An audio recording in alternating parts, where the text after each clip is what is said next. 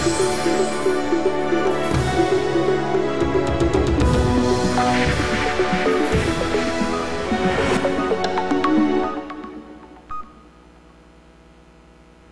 journal sur CAB News 24, édition de ce samedi 20 février 2016. Madame, Monsieur, bienvenue à tous. Voici la vitrine. Jeunesse et développement, ils sont 50 volontaires, tous fraîchement sortis de la première cuvée de l'agence du service civique national de participation au développement pour le Nord.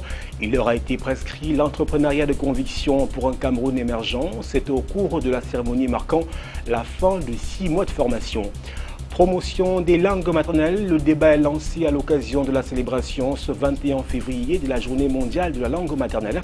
Une opportunité saisie à l'effet de passer au crible les misères de cette langue qui ploie sous le poids éreintant des langues dites coloniales. Sport football, 5e journée du championnat professionnel de Ligue 2 à l'affiche ce samedi 20 février à Douala. Dynamo de Douala s'incline devant AS Etoile-Maki de Yaoundé sur le score étriqué certes mais comptable tout de même d'un but à 0. Voilà Madame, Monsieur pour la titraille du 20h sur CAB News 24. Bienvenue au journal. Le journal sur CAB News 24, Madame, Monsieur, une fois de plus, bienvenue à tous. Promotion des jeunes, les 50 volontaires de la première cuvée de l'agence du service civique national de participation au développement pour le Nord, cuvée 2015, ont reçu vendredi dernier les diplômes sanctionnant la fin de leurs 6 mois de formation. Présidé par le sous-préfet Grégoire Essonon-Bodo, il leur a été prescrit au cours de la cérémonie de militer au profit de l'entrepreneuriat de conviction pour un Cameroun émergent. Giscard Amanboni et Eric Bertanticheux nous font le point.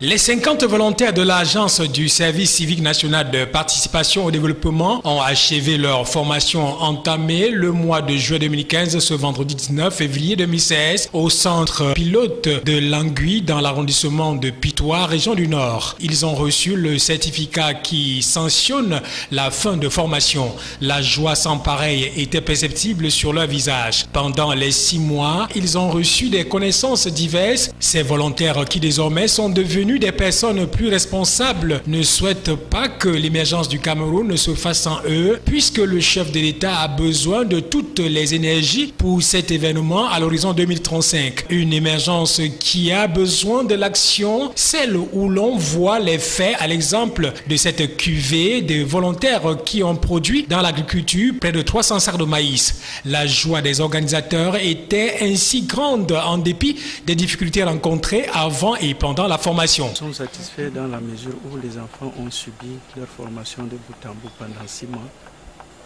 Ils ont produit ce que vous avez vu et les enfants sont engagés. Ils ont la ferme détermination de pouvoir s'installer ici. Au terme de cette formation, ces jeunes sans doute seront des leaders locaux qui vont à leur tour amener les autres à suivre leur pas et leur apprendre leur rouage de la culture, comme on le voit dans leur champ de maïs ici à Languy, ainsi qu'à l'œuvre dans l'élevage. Pour sa part, l'Agence du service civique national de participation au développement va continuer à soutenir ces volontaires, même après leur formation. Et ce n'est pas tout. L'Agence du service civique national de participation au développement ne se limite pas à décerner les diplômes, mais aussi soutient les volontaires de la cuvée 2015 arrivés en fin de formation. Des enveloppes globales de 18 54 000 francs CFA leur ont été remises vendredi dernier. Toujours, Giscard Amanboni et Michel Ateba le confirment d'ailleurs.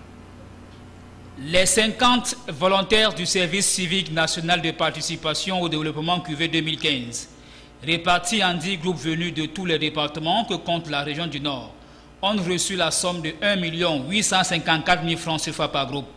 Cet argent leur permettra de mettre en pratique les connaissances acquises pendant les 6 mois de formation et de produire à leur propre compte. Les bénéficiaires, tous satisfaits, ont saisi l'occasion pour remercier le président de la République pour ce geste. De même, ils ont remercié le chef d'antenne de l'agence de service civique, Payamfou Kamitao, avec les autres encadreurs qui n'ont ménagé aucun effort pour leur transmettre ces connaissances. Ils ont promis dès aujourd'hui se mettre à l'œuvre afin de combler les attentes placées en eux. Ils vont s'investir dans plusieurs domaines. Comptons vraiment nous mettre au travail dès aujourd'hui c'est-à-dire pour le moment avant, puisque nous c'est la filière la culture du maïs pour consommation que nous avons choisi. Et comme la saison n'est pas encore arrivée, nous allons nous organiser afin de faire des contre-saisons.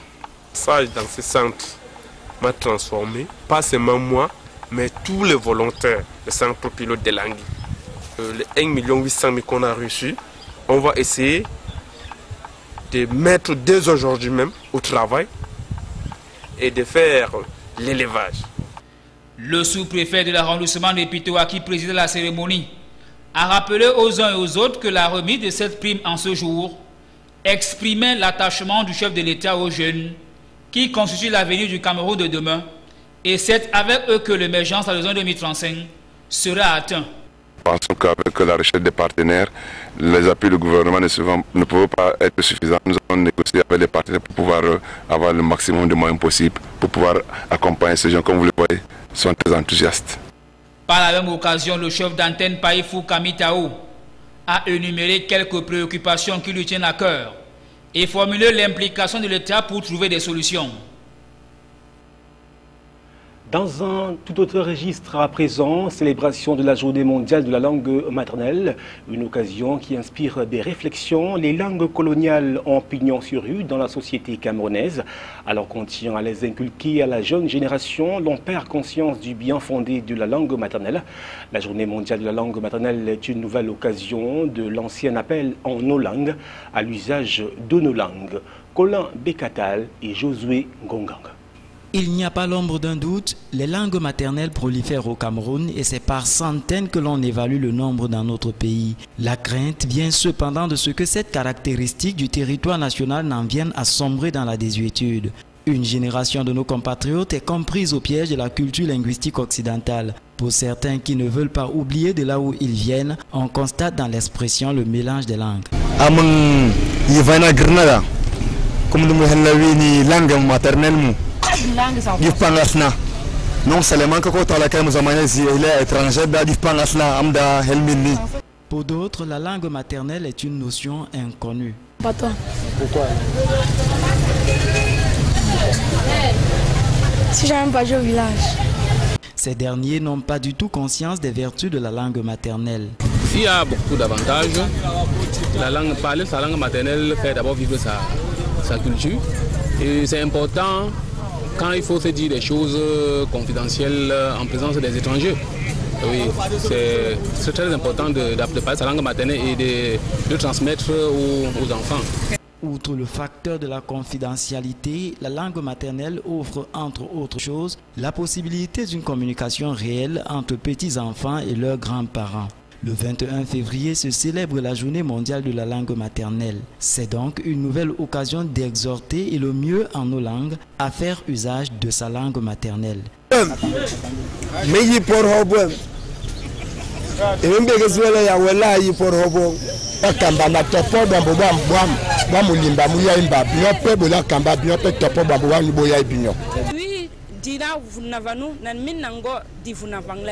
Le message, on espère, est bien retenu. Occasion pour nous de vous convier à parler le plus souvent votre langue maternelle. Autre sujet à présent, quand les anciens parlent à la veille de la grande rencontre internationale du 29 février prochain, c'est sur ce thème que les membres de la Fondation Afrique Avenir International ont échangé avec les hommes et femmes de médias. Une conférence de presse pour lancer le mouvement de transmission de la mémoire collective de l'Afrique aux nouvelles générations. Marthe Ndéné et Benoît Ndormo ont pris part, eux également, aux assises.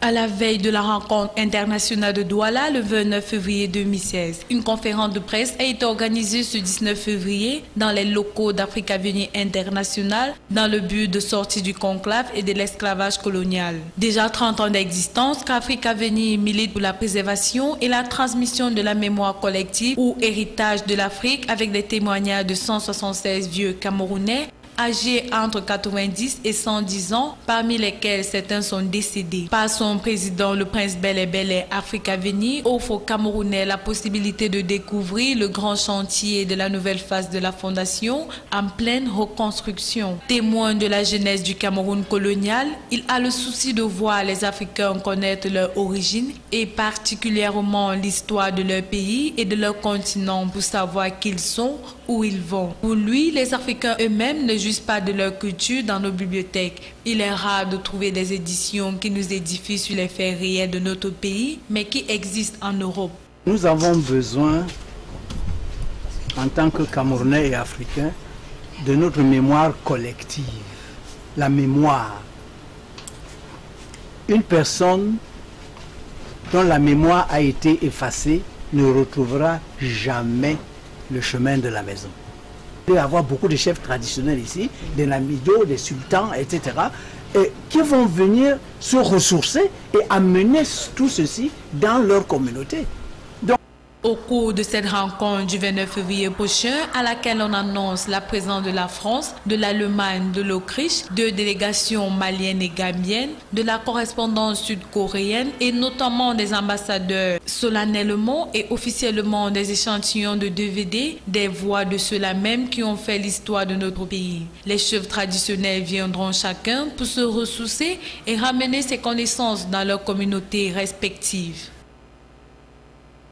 Politique à présent, présidentielle 2018, les appels à candidature, ça court dans tous les sens. L'appel des transporteurs pour la candidature de Paul Barthélémy Biya Bimvondo est désormais d'actualité.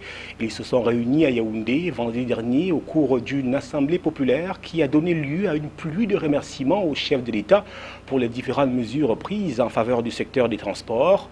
Baisse du prix du carburant à la pompe et augmentation des allocations familiales avant de déboucher sur un appel à la candidature de Paul Biya pour l'élection présidentielle de 2018. Florence Payot et Lisa Younsi nous en disent davantage. Après les élus des divers coins du pays appelant à la candidature de Paul Biya à l'élection présidentielle de 2018, le tour est venu aux acteurs des transports de monter au créneau ce vendredi à Yaoundé. Réunis au parc à camions de vannes, employeurs et travailleurs des transports ont tenu à exprimer de vive voix aux premiers Camerounais leur opinion. Ce message contenu dans une déclaration des acteurs du transport pour la baisse du prix du carburant et l'augmentation des allocations familiales a été le prétexte pour ces acteurs syndicaux d'appeler à la candidature du président actuel à la présidentielle de 2018. Nous avons jugé utile, ici à notre base syndicale de Vannes, aujourd'hui communier avec vous pour dire au chef de l'État, ensemble de son gouvernement, merci. Merci papa pour ce que vous faites depuis votre accession à la magistrature suprême. Prompt à justifier un tel geste par la nécessité de témoigner leur gratitude au chef de l'État pour les bonnes décisions prises avec en prime la réactivation du fonds de garantie automobile, la signature d'un arrêté portant création du comité national de lutte contre le transport routier clandestin, la réduction des taxes et impôts sur le stationnement et à l'essieu, les syndicalistes continuent de clamer que leur action est apolitique et dénuée de toute visée opportuniste. En tant que politicien, je m'exprime en tant que politicien. Ici, nous nous exprimons en tant que syndicaliste. Et le syndicat est apolitique, il faut bien le dire. Mais nous n'avons pas demandé au président national du RDPC d'aller se représenter. Bien qu'ayant obtenu un début de solution aux problèmes syndicaux et sociaux de l'heure, les leaders syndicaux attendent encore que des solutions soient données pour le prélèvement abusif de la TVA sur les passagers dans les transports interurbains des personnes et la tentative d'expulsion des transporteurs routiers du parc à camions de Bépanda à Douala.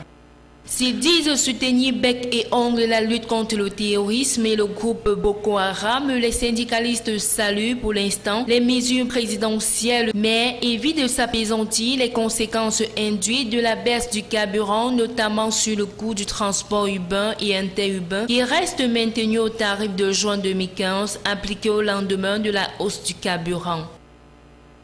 Tous les regards sont en ce moment tournés vers le palais d'Etoudi pour une réaction de Paul Biya que les syndicalistes considèrent d'ores et déjà comme le meilleur risque capable de parachever le vaste chantier social entrepris depuis 34 ans. Transport toujours aérien à présent, rénovation de l'aéroport international de Douala, le chantier qui va commencer bientôt pourrait nécessiter la fermeture de l'installation, une situation qui pourrait avoir des répercussions sur les compagnies aériennes présentes sur la plateforme, car tous les vols et passagers à destination ou au départ du Cameroun s'effectueront à partir de l'aéroport de Yaoundé-Simalène. Les détails sur ces importants travaux de rénovation avec Éric Bertrand Ticheux. Dès le 1er mars 2016, l'aéroport international de Douala sera fermé durant 21 jours à cause des travaux de réfection de l'aire de stationnement des aéronefs et de la piste d'atterrissage. Et pour pallier à cette disposition, les autorités aéronautiques ont d'ores et déjà pris des dispositions pour que tous les vols de passage ou à destination ou au départ du Cameroun s'effectuent à partir de l'aéroport de Yaoundé-Simalène. Ces travaux qui vont s'effectuer de manière accélérée coûteront 15 milliards de francs CFA financés par un prêt de l'Agence française de développement. Au Cameroun, 43% du trafic passager domestique et 72% du trafic international sont assurés par l'aéroport international de Douala contre 37% du trafic domestique et 27% du trafic international pour Yaoundé-Simalène. Cette situation va donc redynamiser le trafic au sein de cet aéroport. Pour éviter les désagréments, les différentes compagnies aériennes présentes sur la plateforme s'activent à rassurer leurs passagers que la compagnie aérienne, en collaboration avec les autorités, ont pris toutes les dispositions nécessaires pour assurer la continuité des services et des vols via l'aéroport international de Simalène-Yaoundé au cours de cette période. Dès lors, des questions se posent. Qui supportera le coût du transport des passagers à destination de la capitale économique débarquée à Yaoundé? Et par la même occasion, quelle sera la situation des personnels qui se retrouveront désœuvrés pendant cette période d'arrêt d'activité? À ce stade, l'on reste sur la piste de décollage en attendant le las de la grande tour de contrôle de l'autorité aéronautique à la fois nationale, mais aussi des entreprises concernées.